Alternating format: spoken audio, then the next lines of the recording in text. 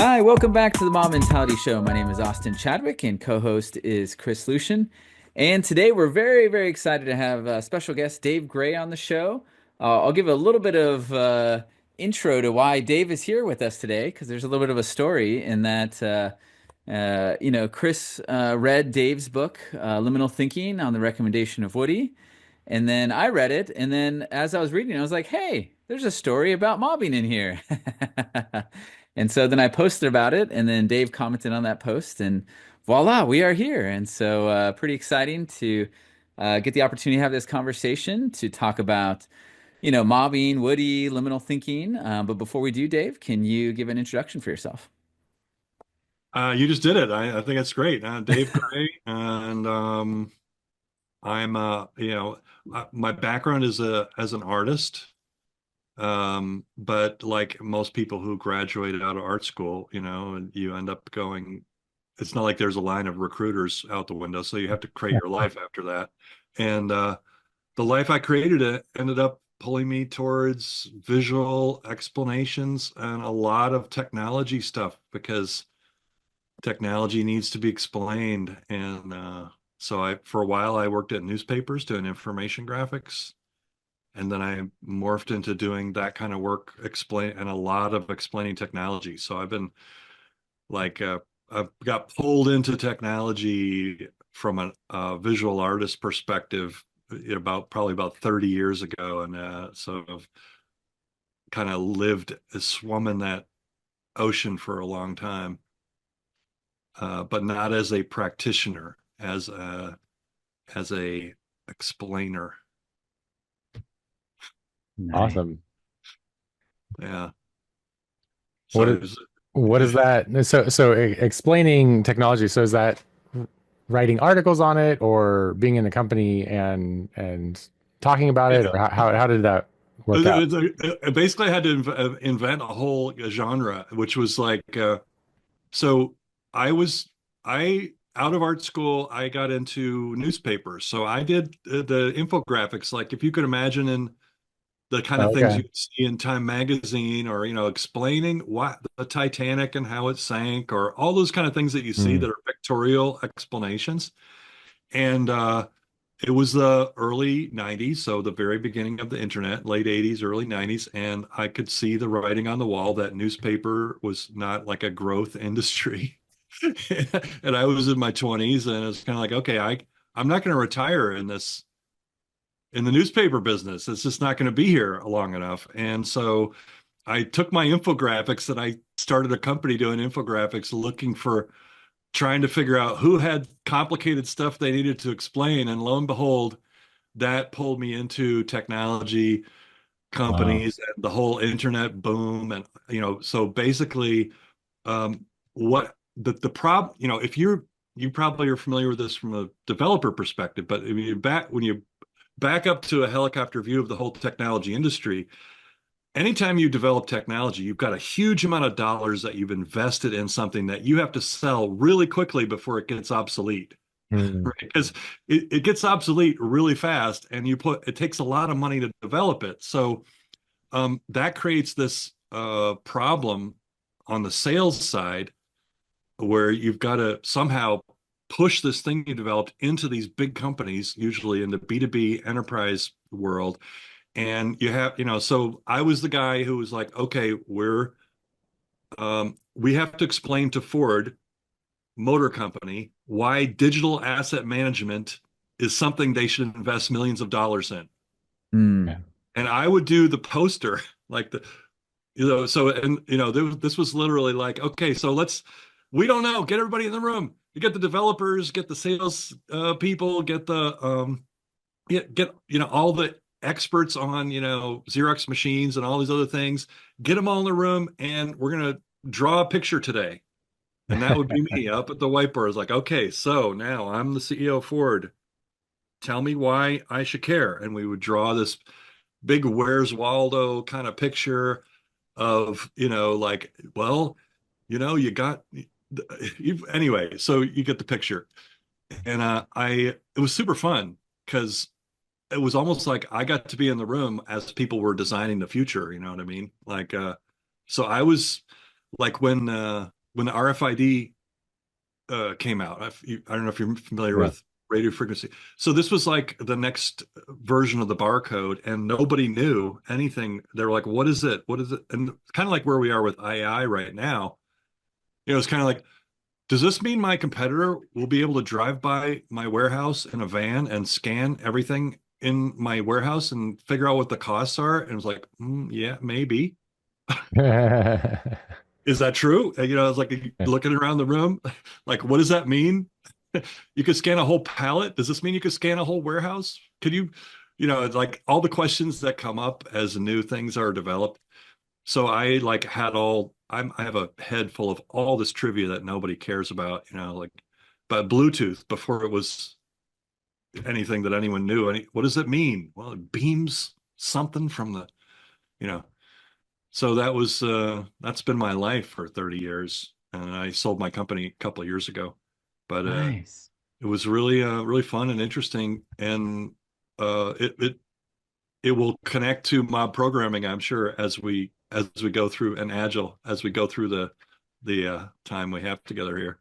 Nice. Yeah, and maybe let's go from liminal thinking to mobbing, if you don't mind going that path. Just because Yeah. I'm really curious on Yeah. your story now, in that, so you have that background, and then what leads you to write a book like Liminal Thinking? Okay. Yeah. Yeah, Yeah. right. So there's a theory behind all this visual thinking stuff that I Hmm. was doing, which is if we can just make everything clear, then people will change their behavior accordingly. Like if we can just make a picture and make it super clear and unambiguous, then we believe that people will do the thing that we want them to do, buy the product.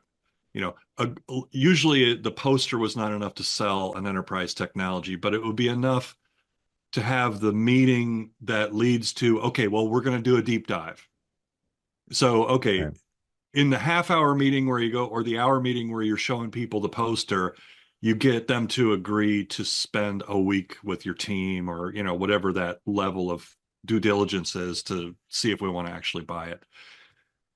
And then what became interesting is, as soon as Ford or GM or whoever the big company was bought the technology, they would come hire us again because they needed to explain it to their employees. Like it was almost like we had to, often we're in this, there's this rolling hairball of technology change that has to be explained over and over and over for different audiences.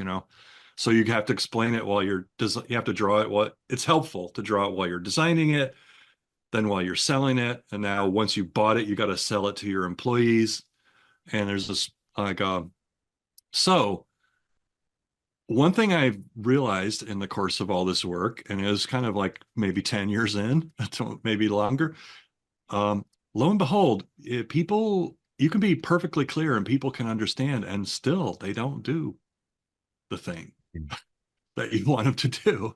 And it's like, well, and the if you're in a big company, right, and you're being sold like, okay, we want you to use this new technology, right? And you just don't want to do it. How do you say no in a big company? You say, I'm confused. Hmm. But it doesn't mean you're really confused. Often people will say, I don't understand it. I'm confused. It's a kind of a way to tell your boss no. And it doesn't always mean that you're confused. Sometimes it does, but a lot of times it doesn't. And so that was what led me to, okay. And then, so this was probably my fourth book. I had done a couple other books before this. And um, so one of them, so this one came around because I had a publisher who said, friend of mine who said, I want to write a book on agile programming. And does anyone know anyone who knows about agile programming? And I kind of raised my hand and said, I don't know anything about agile programming. But I would like to write that book because I want to learn about it. It was just kind of how I think. I like to write books to learn. So originally, Liminal Thinking was supposed to be a book about agile software development. Oh, okay. That's the backstory that nobody knows. Nice. And So what happened was I started interviewing people about agile software development, and I hope this well, I have to be careful. I mean, well, I guess I'm not going to be careful. Who cares anymore? But so what I started doing is I started interviewing people about agile software development, and the first thing I noticed was, oh wow, they're all white and they look like me. They're all white guys with white beards, and so that was a little bit of like, okay. And then the other thing that came up was a lot of what people were saying was we can't, there's an idea of what agile programming is, and we can't do it because the companies are structured in such a way that we can't actually do it. And I was like, okay, well, that's not agile. I'm sorry, but that's not if it was truly agile, you'd be able to do it in spite of the structure. That was my head. That was in my head. And so the title of the book was called Agile Design Principles, I think. That was the original starting point of it. And Interesting. I went to my publisher and I said, hey, I think this book has got to change because I'm not really learning about agility here. It was called Principles of Agility. That was the title of the book. And I said, I'm not really learning about agility from these agile guys. And they were all guys. And I said, and he gave me permission to shift on the book. And I was like, okay, I'm going to go talk. First of all, I'm going to get more diverse perspectives, just demographically diverse. Mhm. So and secondly, I'm going to talk to people who um, have to accomplish goals in the face of environments where they have no control. So I talk to firefighters, I talk to Navy SEALs, and I talk to people who would fit the category of true agility, that they have to maintain their balance, they maintain their equilibrium, and they accomplish their goals in spite of, problems, like in war zones, like Yeah. soldiers, or I talk to humanitarian aid workers who are often just in the wake of disaster or wars, and that kind of thing. And that's when liminal thinking really blew open. And surprisingly, Woody is one of the only, let's say, quote, agile type people who ended up in the book, because he's one of the only ones who I felt was truly agile in his approach. And so agile kind of disappeared out of the title, disappeared out of the book. But the whole idea of agility was the genesis of that. It's That whole really it's fascinating because as I was reading the book, it I mean, you're right.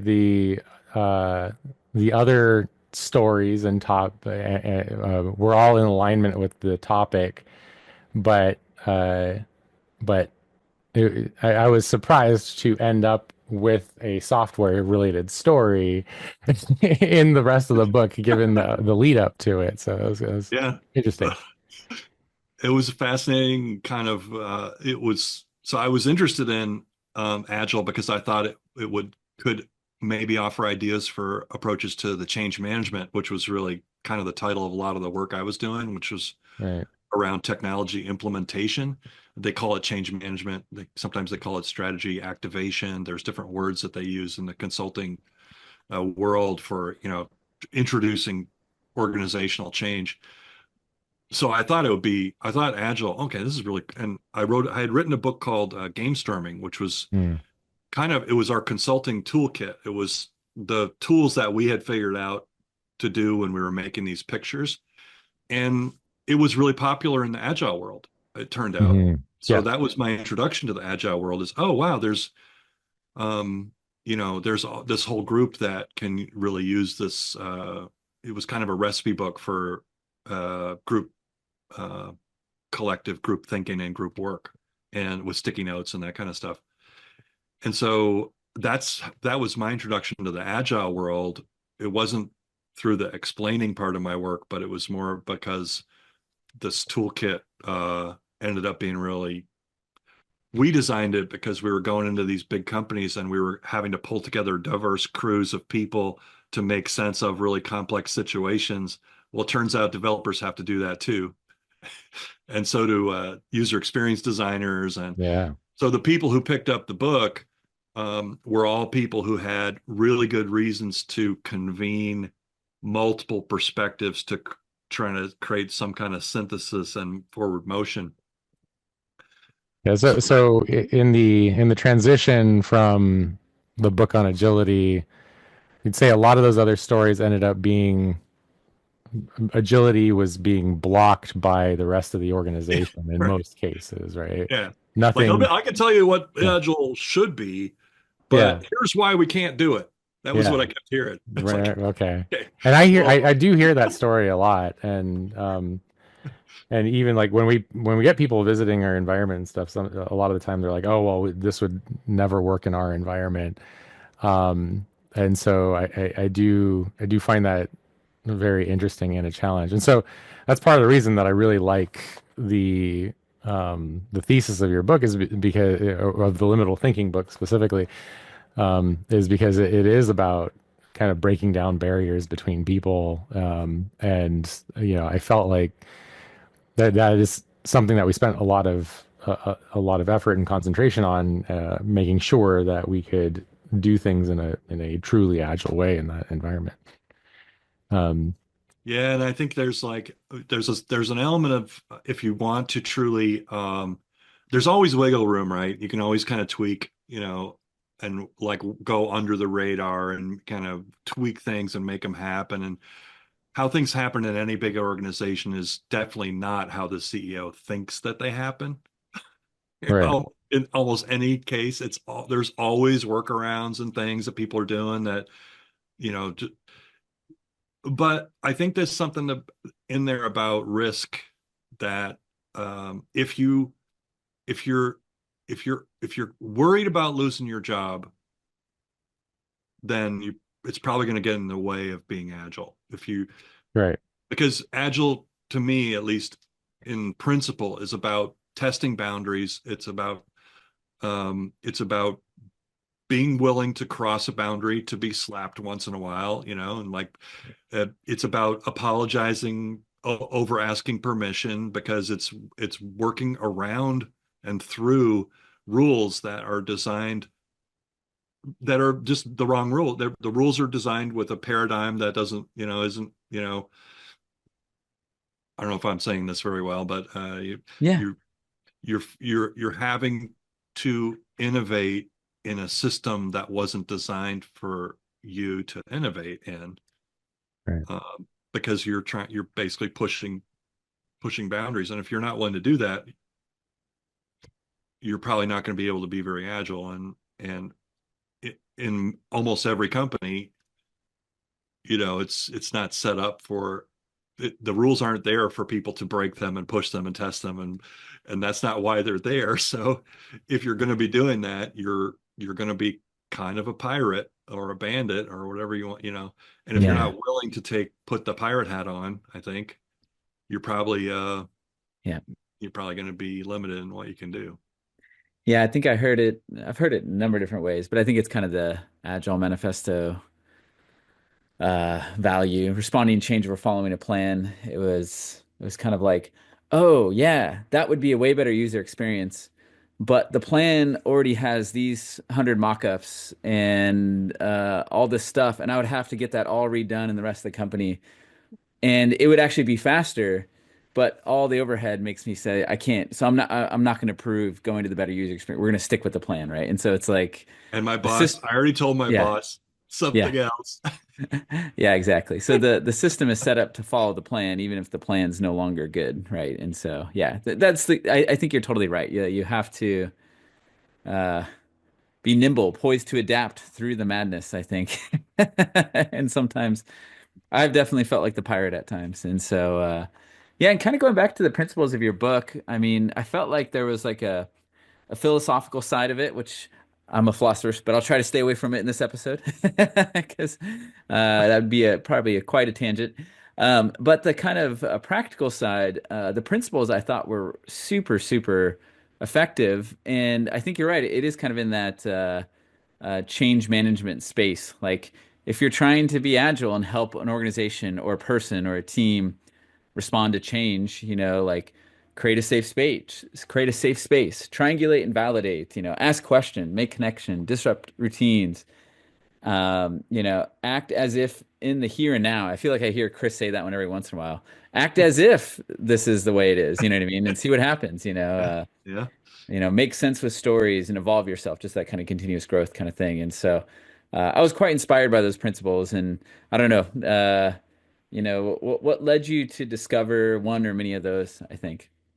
Well, I mean, it only happened after I abandoned the idea of doing a book about agile software development and started talking to people who were, just really, um, you know, um, kind of, I guess, mission driven. And, they're working in these chaotic and really difficult environments and they're making things happen. And um, it was a lot of work to kind of boil those down and or kind of synthesize the lessons out of it. But yeah, it was. I mean, once I had got the right people to interview, which don't fall into any kind of standard category, firefighters, surgeons, like there, there's no one category there. But once I broke out and started like really trying to understand how these people operate, there were some common themes that came up, and a lot of it. One of the things that, you say that you don't want to get into philosophy, but I will say that the philosophy that this all comes out of is actually called pragmatism. So it's not like it's a useless philosophy. It's a little bit obsolete in the Mm. high end philosophy circles, but I mean it really is. A lot of it can be traced back to a guy named William James and a C.S. Pierce, a couple of philosophers that were really focused on. It was at the early stages of where science and theology started to clash, Hmm. like let's say late 1800s, where it was like, okay, well, so a lot of it has to do with beliefs. And one of the things that is really, I think, one of the most powerful things that comes out of that philosophical tradition is that what you believe can actually change the facts of the matter. Mm. For example, let's say the three of us want to do a venture together, and I just believe that neither of you two could be trusted at all.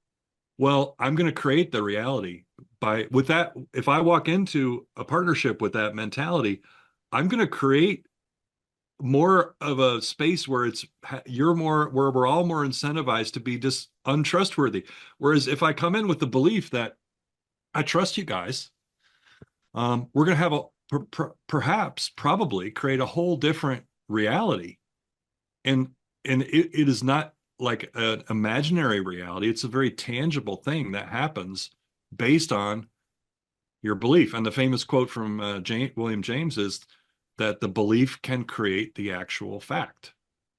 I don't know if that's exactly the quote, but that um, it's like if you were his example is you're jumping off across a chasm or like you're on a hike and you have to jump across a cliff. If you believe you can do it, you're probably more likely to be able to do it than if you believe you can't do it. Right. Uh, Right.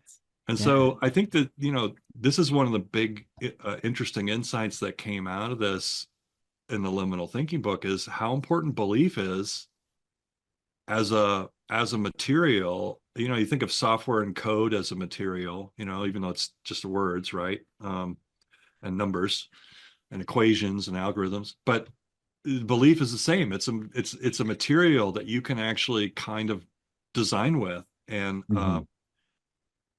and you can uh, and it's a really powerful one, a really powerful one. Right. I Right. mean, Right. and you think about the just, I mean, even what's going. I don't want to pollute this conversation with the political sphere right now, but if you look at what's going on in the larger global, not just in our country, but globally, it's all about belief. It's all about clashing of belief systems, and you know, Right. it's fundamentally there are they call them culture wars maybe, but they're wars that are fundamentally about what do we believe the world is, what do we believe reality is. I mean, this is more under debate than I think it has been in a long time. Yeah, definitely. Definitely. And um, yeah, and I think it's true that whether in the really technical philosophical sense, whether the foundation is pragmatism or classical realism or anti-realism. Um, maybe less so with anti-realism, but at least with pragmatism versus classical realism, it's still true that kind of like what Socrates says, the unexamined life is not worth living. And I felt like that's what a lot of what your book was about, was going into the situation open to learn. You know what I mean? Open to be wrong. Like like I've heard say people like agile is about optimizing for being wrong. Right? Yeah, you know, like this is the Yeah. thing Yeah. that so often, and this is the thing, people read the book thinking, oh, it's going to be all about changing other people's minds. And I was like, oh wow, this is about me and my brain, and I'm the one who's got to, Yes. that's kind of like the story of this book is, yeah, you know what, your biggest barriers are probably in your own mind, not in Hmm. other people's minds. And it's like you think, oh, this person is such an, and this is the classic. Um, Either the people who stand in your way, right? That you're rather than going to talk to them, it's you maintain a bubble of belief in your head. Either they're stupid or they're evil.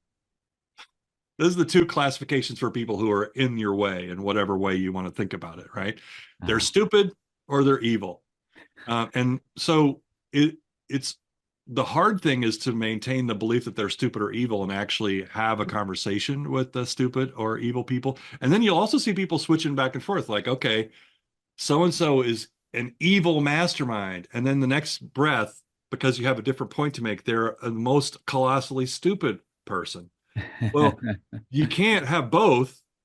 You can't have the same person as an evil mastermind that's colossally stupid, because you they're one or the other, right? But Right. you'll see people, in order to maintain their castle of belief about an opposing viewpoint or a different viewpoint or whatever, they will switch back and forth between evil mastermind and stupid and don't know, and they against their, working against their own interest, and how dumb can they be. And there's a ton, I wrote a ton of stories about this in the book, of how this manifests in different ways. But um, honestly, none of the,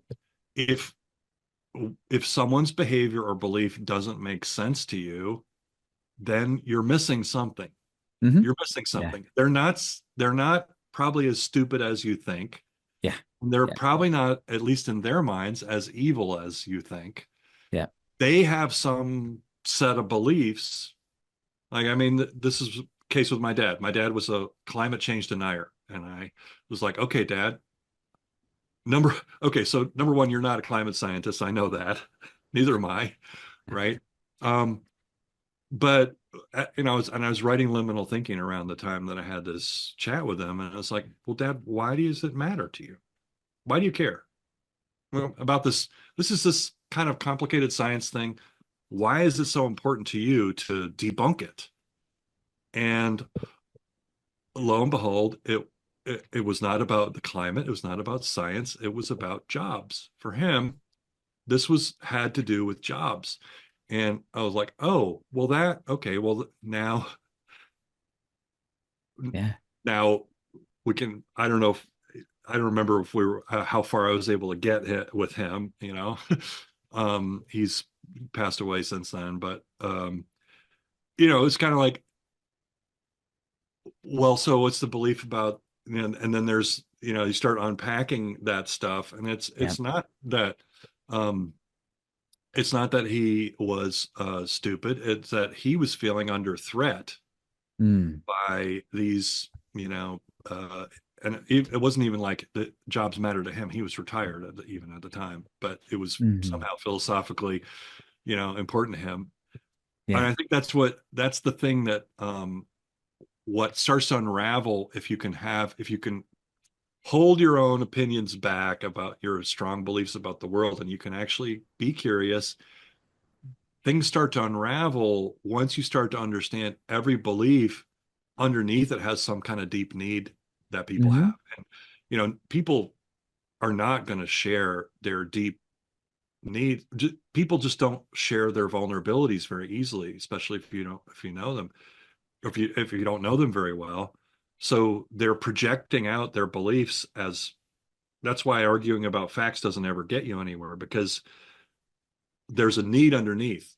I don't, I don't know if I could deconstruct what my dad's need was in that particular instance, but Hmm. and there's some kind of deep belief that comes from a need uh, for, you know, they need to belong to a certain group. They have an affiliation that they identify as an engineer or whatever. They have they have a need for status. They need to feel like they matter, they're important, and they're where they live in the hierarchy of society or whatever. And the Yeah. only way to start bridging those gaps, I think, is getting to the going down below the surface to that needs level and saying, Yep. okay, what Yeah. is it that where's the threat here? Because if people are angry, there's fear underneath, always fear underneath anger, and the fear is because of a or the related to some kind of perceived threat. So what's the threat? That's the question. If you're bumping into an argument with somebody, what's the threat? What is what's the thing underneath the words that why is this person crawling into their hard shell of argument, to protect, what are they protecting themselves from? Yeah. Yeah. Yeah. And Yeah. what are you protecting and that's the big part too, is like what's to even see your own shell and your own beliefs and what are you afraid of and what are you protecting yourself from is a huge part of that equation too. Yeah. Yeah, I love that. I mean, like, I think I heard it in the context of a DevOps talk, but it was like, if you think someone's crazy, go have lunch with them, right? Yeah. And really Yeah. go learn from them.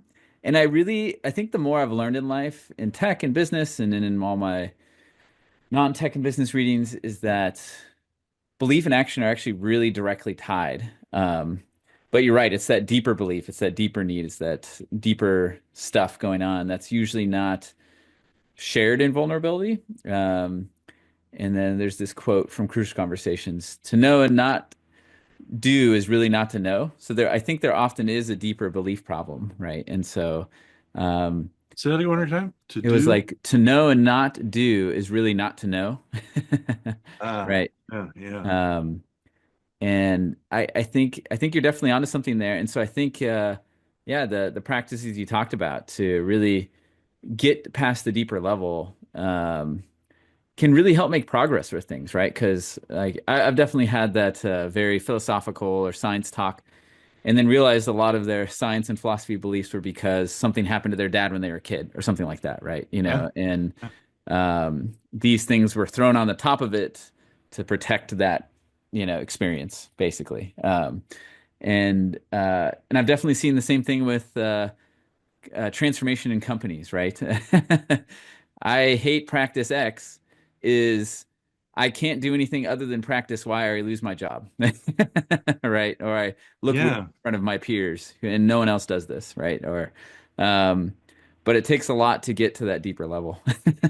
Well, and also it's like I think it's part a lot of it is just assumptions that, like Mhm. we just assume that we're all living in the same reality. It's kind of easy to assume that because Right. we're all perceiving from our own, but the thing is that reality is we create a lot more of it than we realize that we create. And I'm saying speaking for all of us now, but it's like I hope that's okay. But it's like we are our experiences inform what we notice, and then what we notice informs our experiences, and we're in this loop all the time where if we want coherence, we got to be making sense of this stuff and saying, "Oh, why am I always feeling persecuted?" Well, it's because if that you're feeling persecuted, then you notice it more, and then you can get in these loops. And so even though we're all living in the same, I think we can agree, the same objective reality, none of us really is able to truly perceive it because our perceptions and our needs are so tied in together. It's like we you know we have this perception drift. Mhm. And so you're in a conversation with somebody, and maybe you are aligned at the beginning of it, and then halfway through they get pissed off and they start standing up at the table and throw the beer at you or whatever. And it's like, what happened? Well, there was a drift there that's going, because perception is a creative act, sensation is more objective than probably perception. But like Yeah. you're feeling dizzy, you don't even know why. They did I read about an experiment where they had like uh, men or boys walk across a dizzy bridge, and when an attractive woman was at the end of the bridge, they thought they were in love because the dizziness or the vertigo of being on the bridge creates a feeling that is also associated with being in love. Hmm. So I can't remember where I found that experiment, but it's fascinating that you we have perceptions and we have sensations like your body is hot, you feel hot, Mm, and we look around for the environment for why am I having this feeling, and we're often wrong is the thing. So we yeah. think you think you're angry, but actually you're excited, like in a roller coaster or whatever, like Yeah. some people will get sick, other people will be thrilled, you'll have the same exact experience. We all have. It's so fascinating that uh, we don't, because we are, the reality that we're creating in our heads is so convincing. Hmm. We tend to assume that it's shared, and it's just not. Uh, Yeah. and it's Yeah. like, I am married. I don't know if you guys are married, but you live with somebody, and it's like, you know, you- uh, you're constantly being surprised by the drift. It's like, well, wait a second, what Yeah. what happened there? Or like, uh, uh, have you ever been in a fight and didn't know what it was about? I guess I have. Yeah. Totally. Yeah. Yeah. It's like, well, wait a second. Well, it's because of that drift, you know. Right. It's Yeah. not about the sponge in the sink. It's about something totally, it's not about whatever, it's about something. Yeah. And gradually making it to that point. Sure. Yeah, and whatever the raw observation or facts are, again, I find myself in the crucial conversation book here, but uh, there's a narrative that people are telling themselves, right? Like, so maybe the shared experience was a roller coaster, or someone said literally X, Y, and Z in a meeting, right? But then there's the narrative that people create about that statement, right? Like, oh, they said it because they don't like me, or they said it because of that, there's the gaps Yeah, that fill in. And so the yeah, power of like the narrative around the raw statement can dramatically change it from a positive to a negative, vice versa, and all that. yeah, But in light of time, I would love to keep going down this note with you. But since we did hint at it at the beginning of the episode, maybe you could circle back around to how you ended up writing about Woody and yeah, the radical mob thing that Chris was involved in, 10, 12 yeah. It weeks ago was. that I've joined in on. Yeah. I can't remember exactly how, but someone in that agile world pointed me to Woody, and I reached out to him to interview him, and I was just really interested in how, you know, what I was saying about agility, and how people can learn to operate. And this story of how mob programming originated, at least I think it's the origin story of it, was really awesome, really fascinating, because there was a whole set of beliefs that had to be kind of smashed. And like one of the beliefs is meeting is not working, right? And that's kind of like built into most people's work, like kind of, it's kind of an assumption that, like, if you're meeting, you're talking about the stuff you're going to do or that you did before the meeting or you're going to do after the meeting. You're not actually doing work in the meeting. So there's this kind of concept of what a meeting room is, what the infrastructure of an office is for, what is a meeting room, what is a work room, how does work get done. And the belief that, in at least as I understand it in Hunter, was that the work gets done in cubicles by individuals, and we meet to coordinate those activities. And Woody came in, and I think he demonstrated, and knowing Woody now much more better than I ever did before. Woody, we could spend an hour just talking about Woody. Nice. But I mean, because he's been a sign painter, he's been a woodworker, he's been a landscape architect. He didn't just grow up as a developer. He's a guy who sees possibilities. He owned a music store. I mean, I don't know if you know all this about him, but like he's a Yes. guy who is he's very astute in looking around and trying to understand situations and getting to know what's going on. And he's a fascinating individual in that way. He's a truly agile in terms of the way he approaches his life and work and everything. And but so what did he do? He comes in and he's like, okay, so we had a meeting, and we'll have him this Friday meeting, right? Which is kind of like about figuring out what's going on, and we start passing the laptop, and Mr. Work starts getting done, and he's got his eyes open enough to recognize, oh wait, this is something's working. Maybe I don't even know exactly what, but we're actually we're in the meeting, but we're also making progress on the work, which is broke all the paradigms, right? It's a break all the Yeah. paradigms of meeting versus working. And so it starts happening. And then like if now you maybe you guys should tell me the story because you know you were there. Yeah, yeah, well, I think that I mean it very much happened like that in the sense that um, it was passing the keyboard around, and it kind of started as a learning activity in a conference room, right? But that was separate to when one of the developers had said, "Hey, I have this kind of emergency going on. Can we all get together and work on it?" And I think a lot of companies have this idea of swarming or war room, where they get together and they work on stuff and then they like split up. And so I think, you know, one thing is we could have ended up in that pattern where we got together and we swarmed on the problem and we said, okay, now we're done. We're not going to work like this anymore.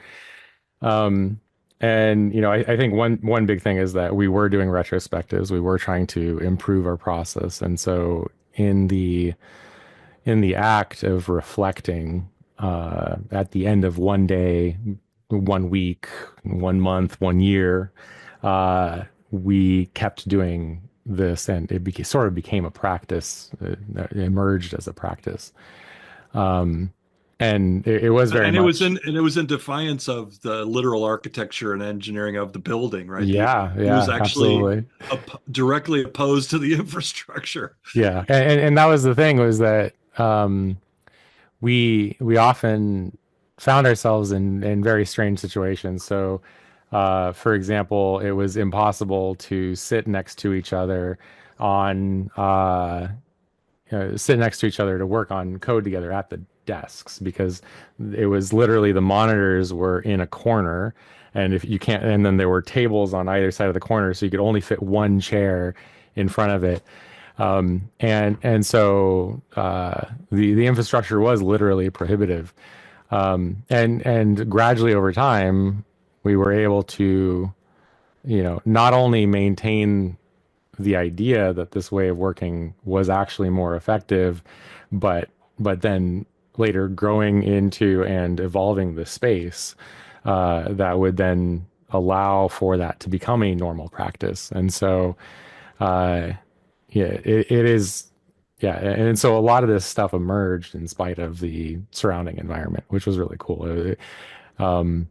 And a big piece of it was, uh, like we had to have the experiences that affected the beliefs that then, Yeah. brought the entire team along to have that. And even before then, I think there were team members that were skeptical that we had shared experiences at conferences and things like that. So we were already kind of well on the way of shifting our understanding of what was possible, but then also making the shift to, uh, it sort of created our own version of the obvious that was different than everybody else's version of the obvious.